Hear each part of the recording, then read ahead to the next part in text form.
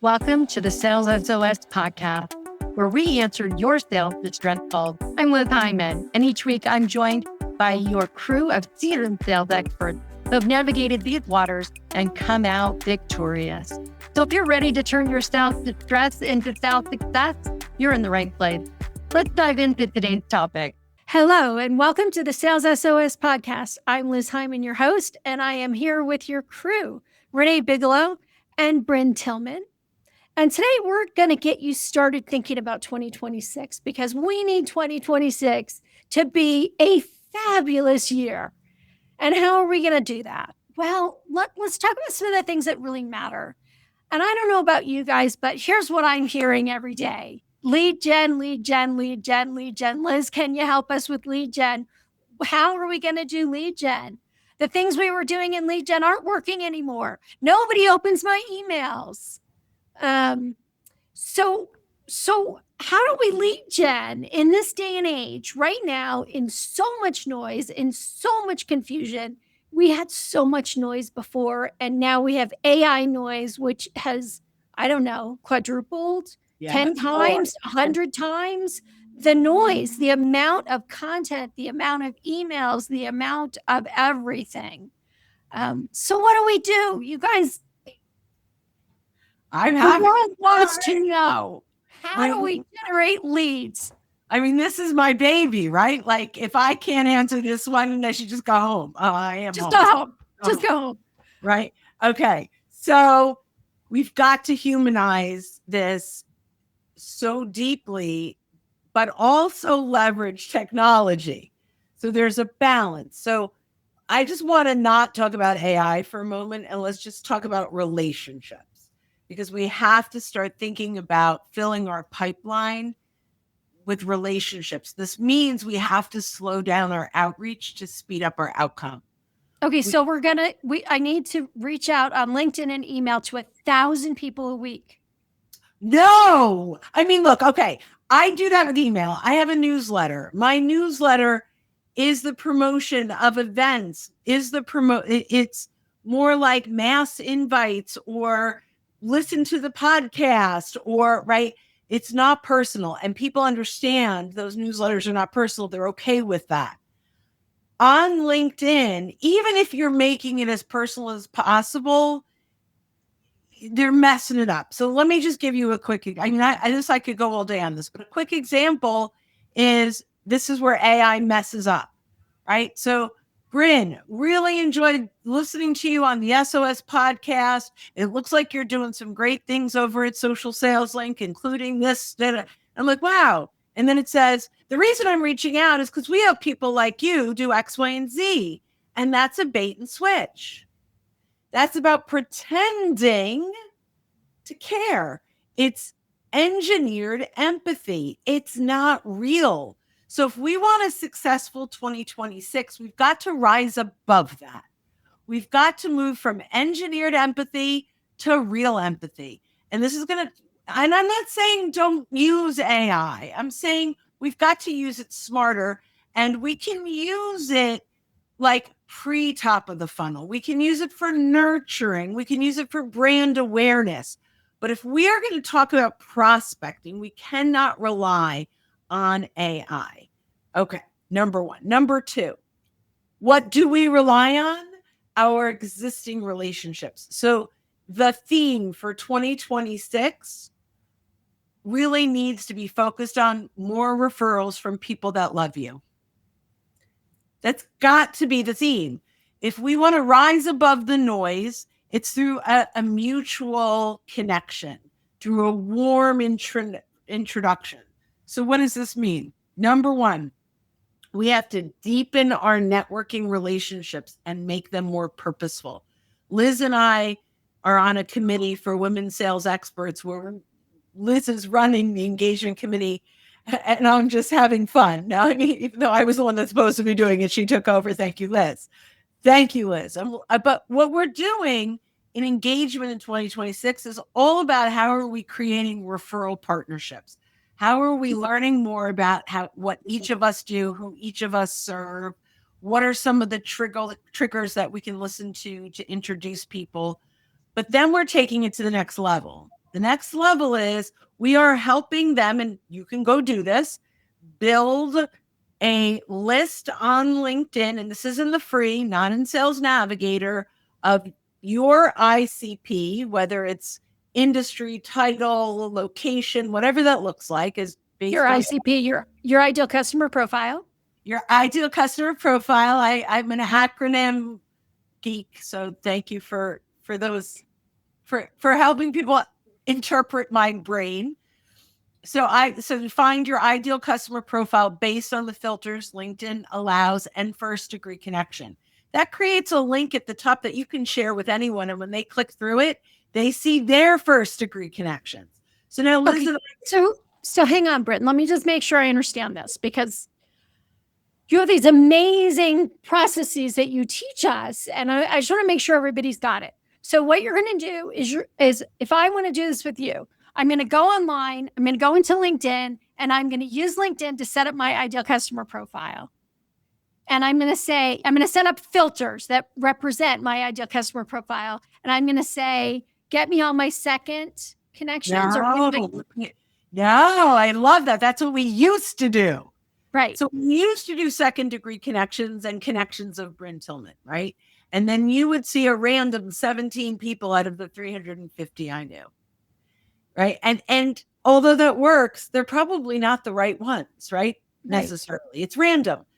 If I click first degree connections, and by the way, Liz knows this, she's just clarifying this for you, the listener, because we're doing this, but so you click first degree connection and all those filters, and I now see the 181 first degree connections that I know. Those filters are in the URL, in the website link. Those filters are represented. You'll see like percent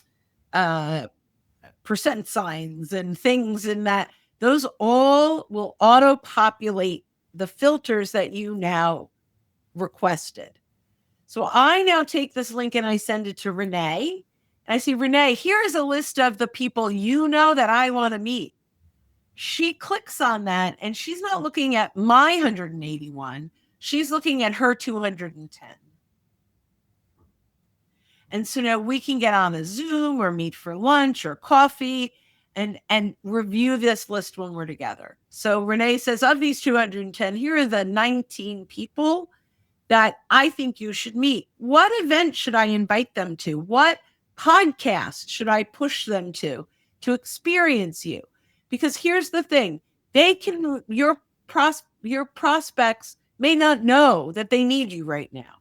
And so when we're introducing them, like explore working together, if there is not an immediate need, you're going to lose out on a lot of opportunities to engage. But if she copies us both in an email and then I respond and she's like, you've got to go to, next month on the third Friday, you've got to go check out her live on the SOS podcast, right?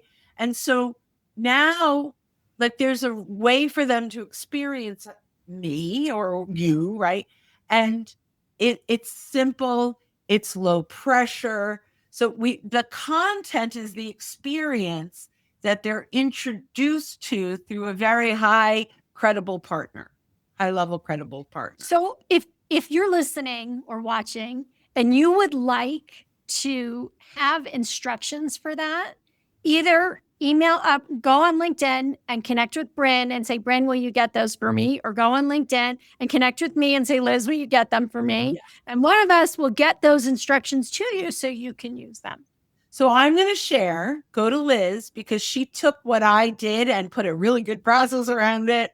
So Liz has the better version of my, I guess I have your version. I could send. Probably. Anyway, either one of us, if you reach out, we'll share it. So I'm gonna kind of change gears here, and Renee's our marketing guru here. Renee, what do we do? How do we break through the noise? Well, first of all, I'd like to back up just a hair and say one of the reasons that so many people are frustrated is they're right. A lot of the things that they used to do don't work. Now I'll explain why a lot of those things they used to do don't work. Let me just start with, I get 10,000 emails a month. So So yes, don't email me. so one of those reasons is over reliance on single channel efforts, whatever that is, right? So if it was outbound emailing, like most companies that had over reliance on it, we were in a decade from like 2010 to 2020. Our decade was all about optimization, right? Everybody used their data. We became more data driven. And as we did that, we winnowed down to very, very thin strategies for building leads because we were optimizing on what was working more than we were growing new channels for the most part in most places. And now we've had a few years where that is kind of drifted. The market has drifted and businesses haven't. And that's why we're seeing these breaks. What were kind of cracks are now fault lines, essentially. So we see it in that instance of the outbound emailing, but you also see it in people who became super over reliant with like 90% of their leads coming from search, right? Organic search, same thing. You were at the mercy of an algorithm change with the helpful content update. And now with AI overviews and AI mode, and now there's a channel that is no longer what it was. You've over optimized for that channel. You got 90% of your leads from it. You didn't change with the channel. Guess what? Right. So that's the why this is happening essentially. And it's happening throughout. Social media splintered. Emails are overloaded. So search changed. It's not one single channel, one single experience. It's multiple experiences across multiple channels. It's now discovery, not just search, right? So all of these things are happening. So what do you do? I've said, yes, you're right. This is why. So what do you do? I think one of the big things that people have forgotten is you need to go broader, right? And my golden rule is you need to be hitting 3 to 5 format. Over 8 to 10 frequency for pretty much anything. And almost to a fault, every single client that I encounter or prospect even that I talk to, they're not hitting those minimums, right, at all. So that's a really easy thing to start planning for. It is harder for some companies to add that because they're all in on one thing and they don't have the capacity. They think they don't have the capacity for the other, but you're all in on something that's not working. So you have to free up capacity to add that variety, right? And build up other channels. And I will say that another thing that we have to do besides building up more muscle in other areas is we have to start thinking, going back to some of the basics of marketing and outside of these digital channels, we have to make sure that our brand is known, right? So you have to create demand in this world, not just capture it. We had a moment in time where things disrupted and went into single channels, whether it was Facebook about a decade ago and everyone was on Facebook and all of this demand was in Facebook and you just need to capture it. Or if it's on search, right? It was very easy to do PPC ads, right? All of that for the most part was capturing demand. Now we need to create it. So when you see all this splintering, some of the things that we need to go back to basics on are we doing press releases, media releases? Are we getting those out there so that we're telling our story outside of our own channels, right? And getting mentions from other people? Are we hitting that referral network and doing guest blog posts or cross blog posting or cross email campaigns, partnership marketing so that we get into other pools of people in a faster way with those newer channels to us? So you can do that one-to-one outreach for referrals, but you can also do some partnership marketing that's one-to-many, and that will help a lot. And it will increase the surface area and the distribution points where people can encounter your brand, right? So you have to think about all the places that you can get mentioned, not all the places that you are driving people to. I mean, yes, you still drive people to it, but the other thing that's changed, this is the third part of that, the other thing that's changed is people are coming to you much later. And that's one of the reasons the capturing demand isn't working the same way that it was, is if they are doing a massive amount of research on their own, they aren't just stopping at identifying their problem. They aren't stopping at identifying a list of solutions. They're going through and determining which solution is best and only reaching out when they can't go any further on their own, right? So we have to make sure that there's enough material to educate them and move them along and meet them where they are rather than try and pull them into our experience. Because 9 times out of 10, they want to be doing their own thing versus having to do ours. And if we pull them into something they're doing begrudgingly, we're not really starting off on the best foot with our customers. So I hope those are helpful. That's kind of breaking down where it is, why, and 3 or 4 things that we can do to address it. Yeah, and I want to, you're both alluding to AI as we're talking about this, but we haven't confronted it. And I think there's a couple of things that are really important. I learned recently that is it Chromebooks, Bryn, are not going to come with Google anymore, right? They're just going to come with Gemini. You're not even going to be able to go ahead. Yeah. So I think, there's 2 things. Gemini will be the new Google, but there's also a Gemini app. So it's not, I just want to because that can get confusing. So Gemini is powering search. Correct. Right? Search has always had an algorithm. It's always been using AI, long before we had terms AI, right? But they are not. My understanding is if you get a Chromebook, when you go to Google to do a search, what you used to call Google search is not going to look the same. Okay. Well, search doesn't look the same now. There are multiple experiences within search. I understand that. I'm pushing you a step further. The part we're used to is going away. Yes. Right. Yes. The sponsored ads aren't going to be there. Correct. So some of these things are fundamentally changing. So that's the first thing. The second thing is that our customers are learning to go to AI, to ChatGPT or Claude or whatever tool they're using and doing their research there. And Renee's talked about this before.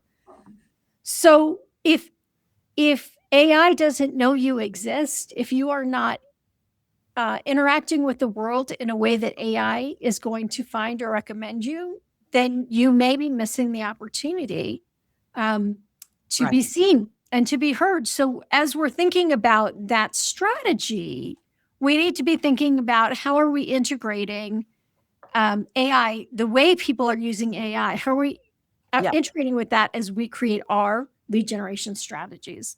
But there's still the old-fashioned things. Sometimes I think we kind of get lazy. We sit behind our desk and we say, I'm going to do all my lead gen sitting here. And that might work for some companies, but for a lot of companies, especially smaller companies, that's not going to work. Going out and meeting people, going to conferences, these things still work. They still work and they work well because they're actually personal connections. And we can leverage those for lead gen. So any last thoughts on lead gen before we wrap up this episode? I will say there are many ways AI can help you with lead gen in your prospecting. Yes. Too. There are lots of tools now that can, to Bryn's point, you don't want to fake empathy or engineer empathy with AI, but data is something that it's actually very good at. And you can put it to use with lookalikes, and you can use incredible filters and things that we couldn't do before. Areas where things were unstructured, for instance, there are a lot of tools that can help you across keywords that are on someone's website to help find. I have a client who's in a very niche industry, and it's very hard to find people who qualify for the way that they serve their products in the way that it fits their business model, right? It's very specific. And we can use an AI tool that finds the keywords in a prospect list to help identify whether they're the right or not, because it's not the whole industry, only specific people, right?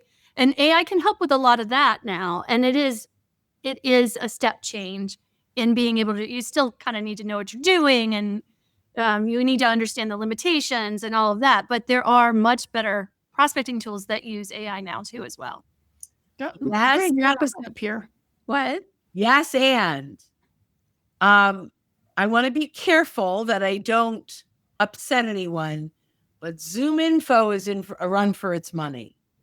So Zoom info is buyer mapping and who plays in what role and what's their email.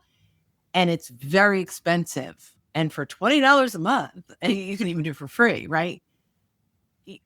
We've been playing with this, and we all can go into ChatGPT and say, I'm looking for all this criteria. You can use SIC codes. You can use like all the things that you used to have to pay thousands or tens of thousands of dollars for lists are practically free. And Gemini now, and I'm playing more in Gemini because of what you started to say, Liz, and we should do a show on this because I have so much to say on it. But Gemini, the beautiful thing between Google and Gemini is indexing everything Google knows, right? Where you have ChatGPT that's out there in the world, but it doesn't have the deep knowledge that Google has about every website and every blog post because it has absolutely indexed as much as possible in the world, which also limits the hallucinations, by the way. You're not going to get fake links. You're going to get real links. Doesn't mean the data is correct because it's still the data that someone put in there. But the emails are amazing. They're as good as any buying a list I have ever seen. And they're putting them in tables, and you could say put them in an Excel spreadsheet, like the Google spreadsheet you can download to Excel. Like what it's doing, to Renee's point in research, is absolutely incredible. The other thing is pre-call planning, just, creating discovery questions. Hi, Chris. Creating discovery questions and create like all of these opportunities are incredible. The key is don't have it right for you completely. You can have it outline, give you ideas. And if you wanted to write, use your own transcripts from your client calls and say, pull out all my ideas, do not research. Use just this transcript. Okay. All right, well, let's wrap this up. I hopefully you have some good ideas about how you need to transform your lead generation for 2026 in this new, environment that we're selling in. And let's go in our next episode. Let's talk about, okay, now I've got the lead. Kind of now what? How do I build momentum? So let's wrap this up, and then let's start our next episode. Thanks for joining us. And that's a wrap for this episode of the Sales SOS Podcast. A huge thank you to our experts for throwing us a lifeline with their insights. We hope that episode has equipped you to navigate sales leadership with confidence. Never miss an episode. Subscribe to your Sales SOS Podcast on your favorite platform. If you have questions, comments, or topics you'd like us to explore, join us live on LinkedIn every second Friday, or share your questions on LinkedIn or YouTube. Until next time, keep sailing toward your sales goal.